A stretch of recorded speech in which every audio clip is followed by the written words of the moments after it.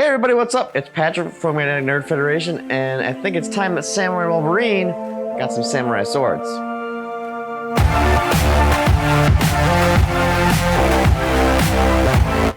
Why does Samurai Wolverine need swords when he's got claws? Well, it's because swords are cool.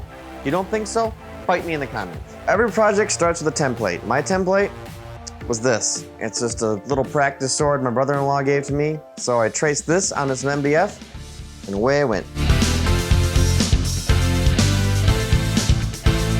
Once the pattern was traced onto the MDF, it was onto the bandsaw. For the handle, I actually had to cut it out 3 times because you need to beef your handle for your swords.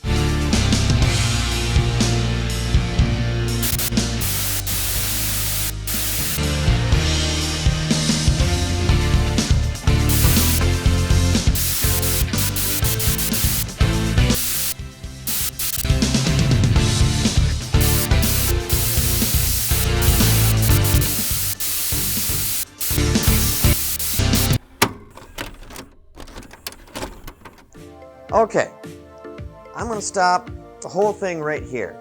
History lesson time. Just like this guy back here, I got to doing some research, and I actually found out that a katana is a very specific length. It's called 2 shaku in Japanese, which roughly translates to about 23¼ inches. So, with that little tidbit of information, what I was doing wasn't even close. Wasn't even in the ballpark. Getting my research right for the katana, I stumbled across Bobby from I Like to Make Stuff. He made a wooden katana, and that video helped me a ton going forward. Just like this guy behind me, started the whole thing again from scratch. For everyone playing at home, here's a little scorecard of all the materials that we used for this project. So the handle for the new katana, I switched from MDF to oak. I thought the oak would give a much sturdier finished product than the MDF, and it was also a little easier to work with than MDF.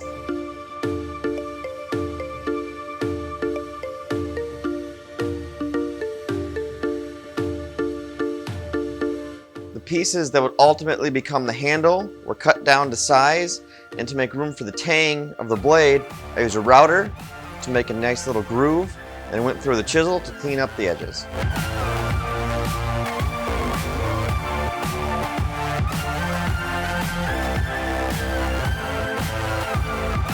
If you don't have a router, you could easily have done this with just a chisel.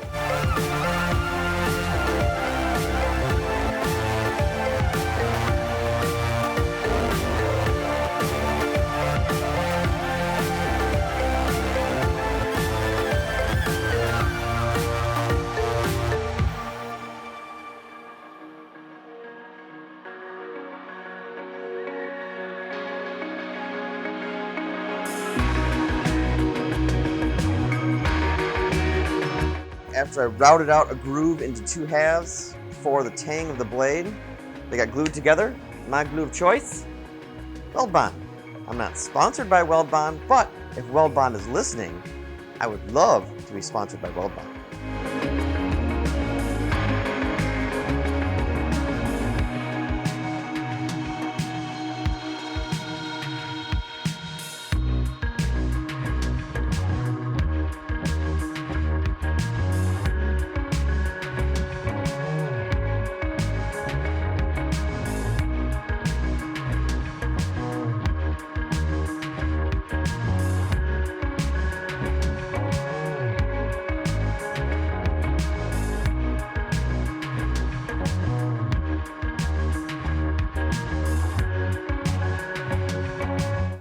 With the handle clamped together and drying, I began work on the blade. For the blade, I measured out the right length, traced on the shape I want. I kind of loosely went off of what I had done before with the blade. I traced it. I cut it out on the bandsaw. I actually took the poplar board and cut that in half because I wanted it to be nice and thin.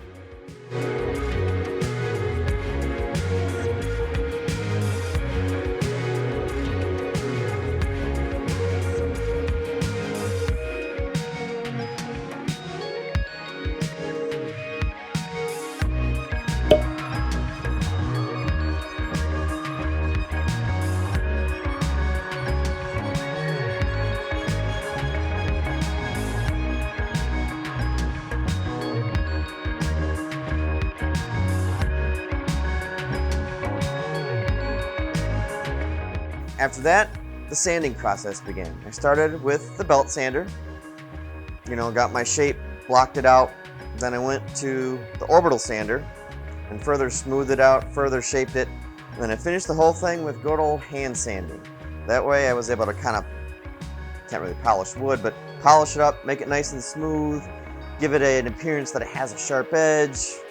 All those good fun things that you accomplish by sanding a lot. The handguard was MDF.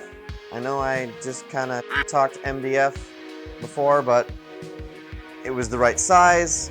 I had a piece readily available, so I just cut out your basic circle, and then I used the Dremel to cut in an X because Wolverine's an X-Man. Why would there not be an X decorating his handguard?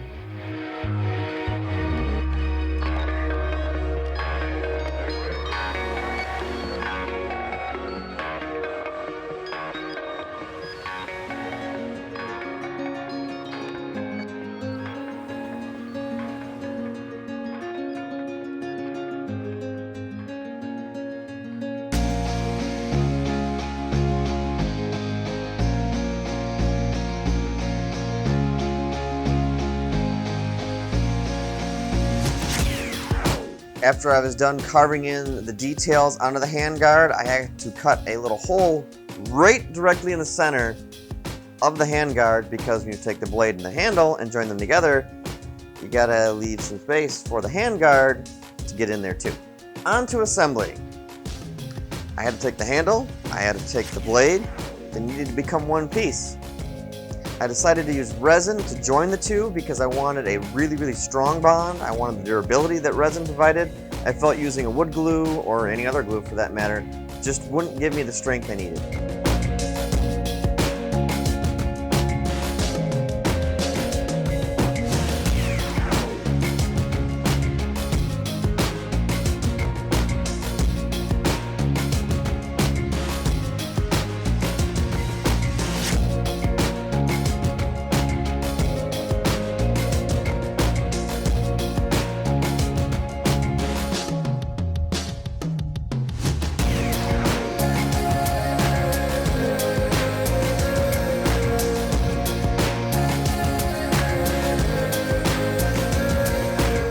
While the resin was drying, I set off on the end cap, or in Japanese, it's called a kashira. And it was a really simple process. I used a scrap piece of wood left over from the handle. I cut it down to size, glued it together, sanded it smooth.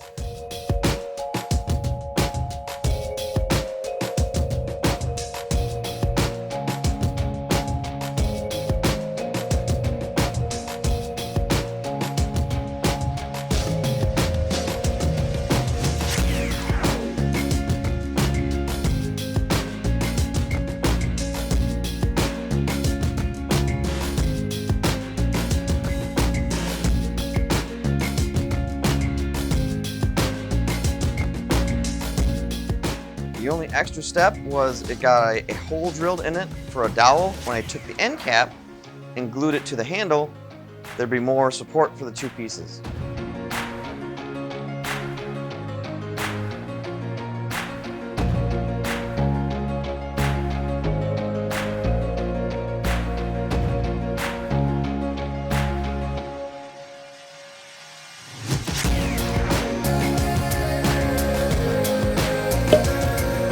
If you're curious what we're doing between builds, what's going on behind the scenes, then check out our Instagram and our Facebook. We're not really on Facebook anymore, but it's there.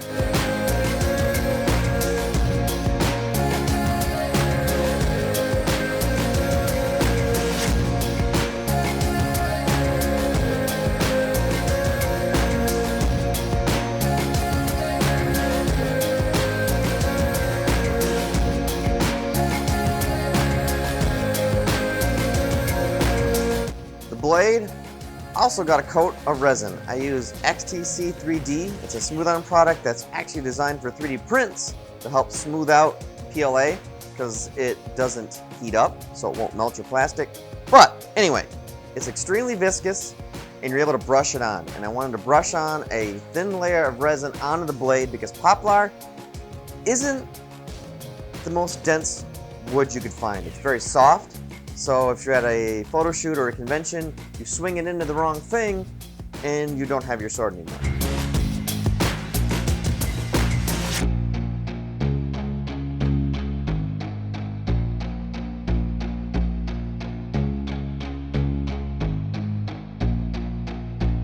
With the handle and the blade, now all one piece, priming.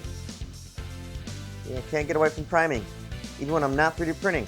Anyway, it just got a coat of primer, which I then took and sanded some more. I see you, Core Geek.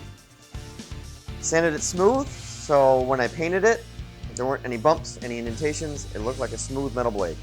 So now it was time to paint, and I had to make this wooden blade look like it was metal. I reached into my favorite paint manufacturer, Tamiya. They make a color that simulates that highly polished chrome, shiny, mirrored, smooth. Am I using too many adjectives? Anyway, they make a very highly polished, silver-looking paint. So that's what I use.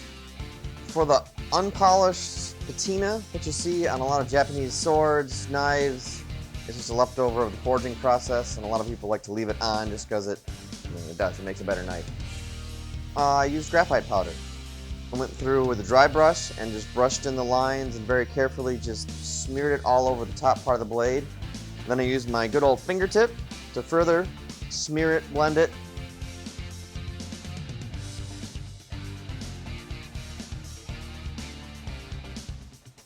And after I blended everything in, I used a cotton ball to gather up all the excess graphite.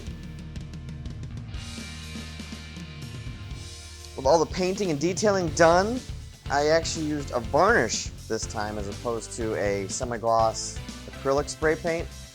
Again, it was a durability thing. I felt that your acrylic spray paints wouldn't actually hold up at a convention or a photo shoot. And the final round of details for the katana was the grip. And there is a very specific weave that katanas have. And I learned that very specific weave. It was a very painstaking process. I actually didn't use the right cord for it. I used paracord, but it was really hard to find the right rope or cord that you see on a lot of the katanas that are for sale online. But I still followed the same pattern, and it took a while. My fingers hated me for it.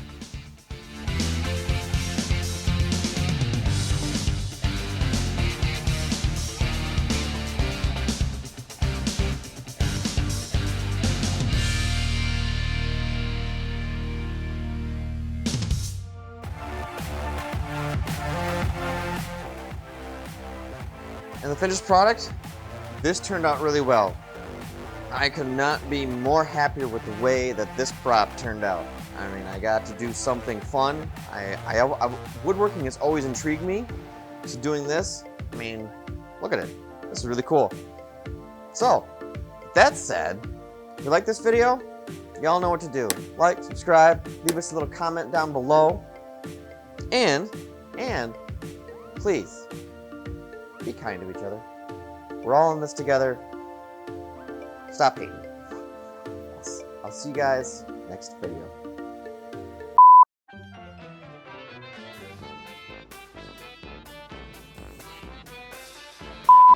You're interested, if you are... Hey everybody, what's up? It's Patrick from the hardest name to say. Hey everyone, what's up? It's Patrick from Magnetic Nerd. God damn it!